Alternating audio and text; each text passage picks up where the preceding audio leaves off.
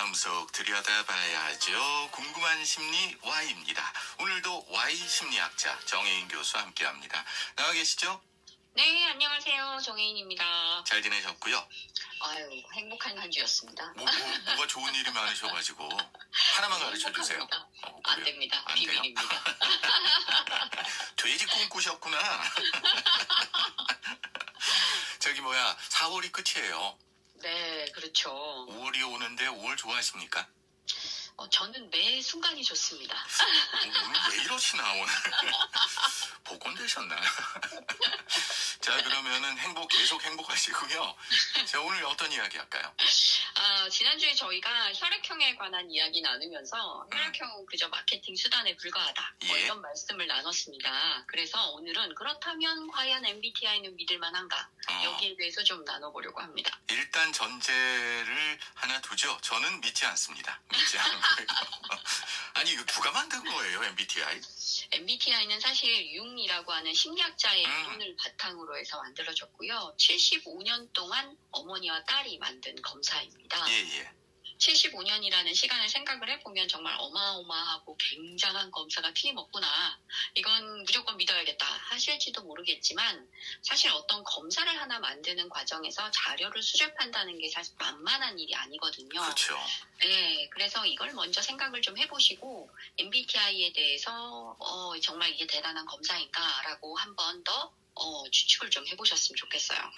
그리고 또 하나는 MBTI 검사를 만들었던 그 시점이 1900년부터 1975년도까지거든요. 예. 예, 이렇게 생각하신다면 1900년부터 또 한번 생각을 해보셨으면 좋겠고요. 예. 사실 이 검사가 한국에 들어온 것도 1989년에 수녀님과 신부님이 보따리에 싸가지고 들어오셨으니까 생각보다 한국에서도 꽤 시간이 길었습니다. 왜 보따리에 싸가지고 오셨을까? 문익점 선생도 아니고. 하여튼 근데 모녀가 만들었다고 하는데 모녀 두 사람이 모두 소설가 아니었어요, 그죠? 소설가라기보다는 뭐라고 표현해야 될까요? 이 어머니는 좀 약간 독서가라고 하는 게 좀 더 맞을 것 같고요. 예. 다른 소설가라고 얘기할 수도 있을 것 같습니다. 그러니까요. 저도 궁금해가지고 예전에 한번 찾아봤더니 미스터리 소설 저는 안 읽어봤는데 그런 거 쓰고 했다고 하더라고요. 어쨌거나 모녀가 만들었고 75년이라는 시간이 동안에 정리를 했고 근데 그 75년이 1900년 20세기가 시작되면서부터 75년이다. 요 정도 알고 시작해보죠. 그래도 꽤 긴 시간 아니었습니까? 그렇죠. 거의 한 사람의 옛날로 치면 일대기나 다름이 없죠. 예. 지금은 평균 수명이 많이 길어지기는 했지만 여튼 뭐든지 그렇지만 무언가 새로운 것이 만들어질 때 좀 아주 사소하고 개인적인 일들이 관여하기 마련인데요. 20살이 된 딸이 자신이 사랑하던 어떤 청년을 어머니에게 소개하는 장면을 한번 상상을 해보셨으면 좋겠어요. 네. 어머니는 어떻게 이렇게 우리 집안과 혹은 내 딸과 성격이 다른 사람이 있을까. 이게 계기가 되어서 연구가 시작되었습니다. 그래서 연구를 시작한 거예요? 네. 우리 같으면은 보통 막장 드라마에서는 그냥 안 되네 하거나 아니면은 돈봉투 내밀거나 이러는데 되게 특별한 사람이었나 봐요. 좀 그렇다고 볼 수 있습니다. 사실 이 어머니가 학교에 한 번도 다닌 적이 없어요. 예. 그런데도 불구하고 인간을 또 연구하는 방법도 몰랐거든요.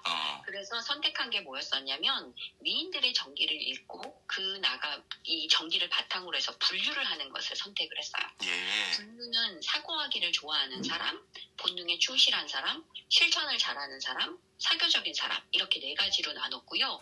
어떤 한 사람이 그러니까 일일이 전기를 다 읽고 이 사람은 사고하는 사람이구나.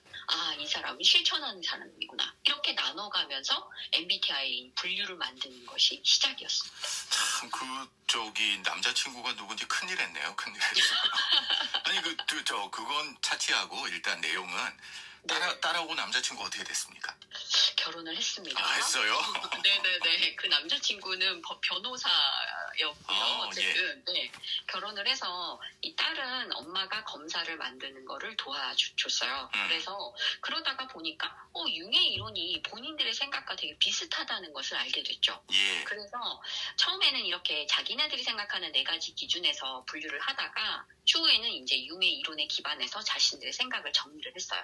그래서 MBTI 내용에 대해서 또 생각을 좀 한번 해보면 아마 다들 융의 이론까지는 또 다다르셨을 것 같고요. 예. 또 내용에 대해서는 웬만큼 다들 알고 싶어 하기는 하지만 알고도 계실 거예요. 그죠?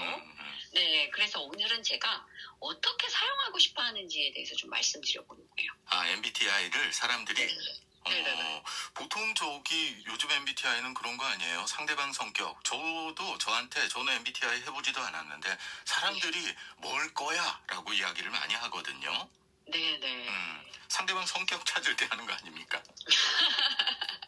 날씨 물어보는 것과 똑같이 요즘 그러니까. 많이 시작하는기도 하는데요. 사실 이 MBTI는 굉장히 많은 사람들에게 자신의 성격에 대한 이해를 좀 제공하고 싶어 하는 것과 그리고 또 다른 사람들에게 대인관계를 좀 향상시키는데도 도움을 많이 주고는 있어요. 네. 그리고 또 성격을 이해하면 사실 다른 사람들의 행동과 의사소통 방식을 좀 더 잘 이해할 수 있어요. 그러다 보니까 가족이나 친구나 내 직장 동료들이나 이런 사람들과 상호작용을 하는 데에도 좀 더 많은 도움을 받을 수도 있습니다.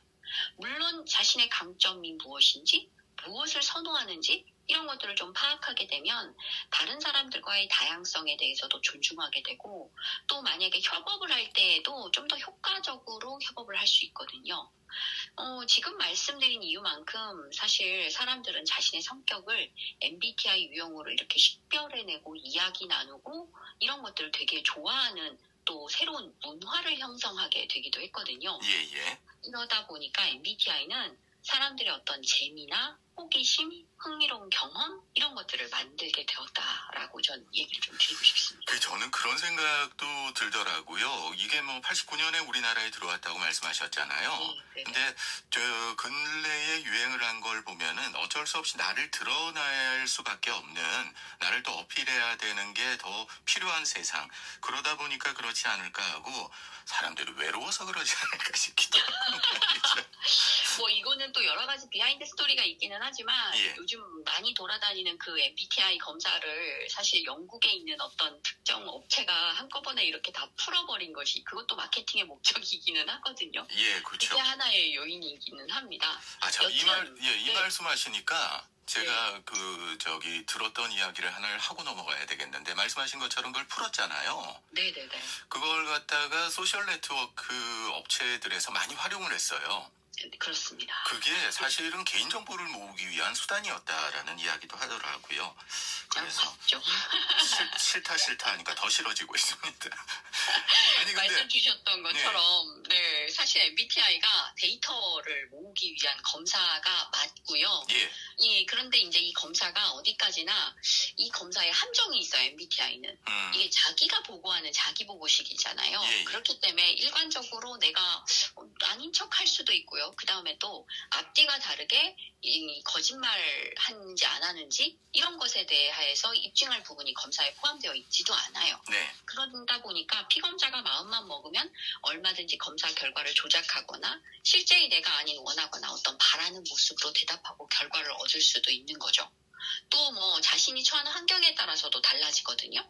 그러니까 아무리 내가 타고난 나의 모습이 있어도 오랜 시간 환경의 지배를 받으면 그 환경에 맞게 행동하다가 보면 또 자연스럽게 다른 모습을 또 익숙하게 받아들여서 다른 내가 되는 거죠. 그렇죠. 아니, 근데 자기가 테스트 하다 보면은요, 할 때마다 다르게 나오는 수도 있겠습니다. 당연한 겁니다, 이거. 더군다나 이렇게 기억력이 좋지 않다면. 그치. 그럴 수도 있지 않을까요? 그러네요. 예. MBTI 맹신해가지고 그 유형으로 분류한다. 사실 그것도 조금 그렇지 않습니까? 맞습니다. 사실 이걸 너무 맹신해서 16가지 성격 유형으로만 딱딱딱 분류해서 이건 이거야 라고 하다 보면은 개인의 어떤 다양성을 무시하고 또 사람을 너무 과도하게 단순화시킬 수 있다라고 하는 약점이 있고요. 예. 또 자신의 성격을 어떤 고정된 것으로만 여긴다면 또 성장하거나 변화하게 하는 것을 방해할 수도 있어요. 난 이런 사람인데 이렇게 생각을 하는 거죠. 또 어떤 특정 유형에 대해서 만약에 굉장히 부정적인 편견을 가지게 된다면 또 이에 따라서 다른 사람의 관계에서 편견을 품게 되거나 오해를 초래할 수도 있는 거죠. 어떤 특정한 회사에서 어떤 특정한 유형만을 이 신입사원으로 뽑겠다. 이게 잘못된 거라고 또 하나 말씀드리고 싶기도 그렇죠. 하네요. 그렇죠? 예. MBTI는 그저 단지 개인의 어떤 성향을 알려주는 도구일 뿐이기 때문에 개인의 역량이나 관심사나 가치관들이나 이런 것 등을 좀 더 많이 고려해야 돼요. 그리고 또 마지막으로 각각의 유형 중에서 내가 제일 우월해 뭐 이런 생각도 좀 버려야 되는 거죠. 이러다 보면 다른 유형을 비하하게 되는 거니까요. 그러게 말이에요. 그리고 상대방을 마치 그 자기가 잘하는 것처럼 규정하는 거 있잖아요. 그것도 좀 그런 것 같아요. 뭐 예를 들어 가지고 당신은 INTJ일 거다 이런 식으로 이야기하는. INTJ세요? 아니 누가 그렇다고 그러네요. 그래가지고. 아유, 제가 오늘 사실 이 MBTI를 가져온 것은 MBTI를 도구로서 좀 이해하고 활용하는 것에 중요한 어떤 개인에 대해서 생각을 좀 해보셨으면 좋겠고, 예. 이 유형이 또 고정된 것은 아니라는 거, 또 상황에 따라서 변할 수 있다는 거, 이런 거 알아주셨으면 좋겠습니다. 예. 물론 다양성을 존중하고 다른 사람의 유형을 이해하는 것이 첫 번째다라는 말씀을 드리겠습니다. 알겠습니다. MBTI 저는 인류가 MBTI 유형을 80억 개를 가지고 있다고 생각하는 사람이라 가지고요. 아니 사람이 다 다른데 그만큼 그런 거죠. 아 참 마지막으로 하나만 물어볼게요. 네네. 지금 하는 16가지 유형 검사는 대부분 인터넷에서 무료로 가능하잖아요. 네, 그렇긴 하죠. 제가 듣기로 60몇 가지인가 뭐 이래가지고 유료로 하는 연구소에서 하는 것도 있다고 하던데 그거 있는 건가요? 네, 뭐 MBTI가 폼 K와 폼 G라고 나눠져 있는 게 있는데요. 예. 이거는 이제 뭐 기성복이냐, 맞춤이냐, 뭐 이런 차이로 또 이렇게 검사를 나눠볼 수 있는 게 있습니다. 하지만 네. 기본적으로 16가지 유형으로 융이 처음에 이론으로 제기한 것은 맞습니다. 예, 오해하실까봐 끝으로 말씀드리는데 융 선생님은 좋아합니다. 네, 알겠습니다. 예, 궁금한 심리 Y 오늘도 심리학자 정혜인 교수와 함께했습니다. 오늘도 감사합니다. 네, 감사합니다.